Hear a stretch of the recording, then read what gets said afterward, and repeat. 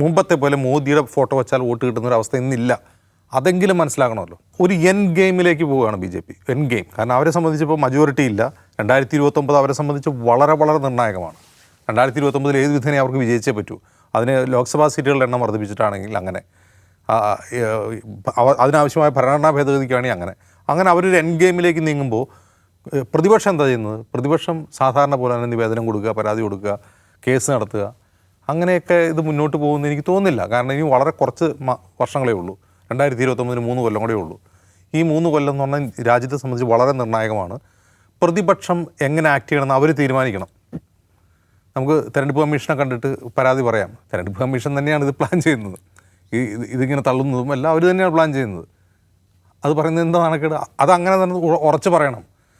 മറ്റൊരു കാര്യം, ഇന്ത്യ ഒരു 140 കോടി ജനങ്ങളുള്ള ഒരു വലിയ വിശാലമായ രാജ്യമാണ്. അവിടെ ജനങ്ങൾക്ക് ഈ ഭരണകൂടത്തിനെതിരെ അസംതൃപ്തിയുണ്ട്. അത് റിയലാണ്. മുമ്പത്തെ പോലെ മോദിയുടെ ഫോട്ടോ വെച്ചാൽ വോട്ട് കിട്ടുന്നൊരു അവസ്ഥ ഇന്നില്ല. അതെങ്കിലും മനസ്സിലാക്കണമല്ലോ.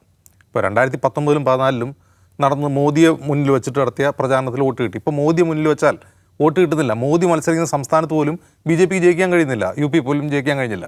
അപ്പോൾ മോദി ഒരു പോപ്പുലർ ഫിഗർ അല്ലാതായി മാറിക്കഴിഞ്ഞു. ജനങ്ങൾക്ക് ഈ ഭരണകൂടത്തോട് അസംതൃപ്തിയുണ്ട്. ഇത് മനസ്സിലാക്കി ഇനി നമ്മൾ എന്താണ് ചെയ്യേണ്ടത്? നമ്മളെ പ്രതിപക്ഷം ചെയ്യേണ്ടത്.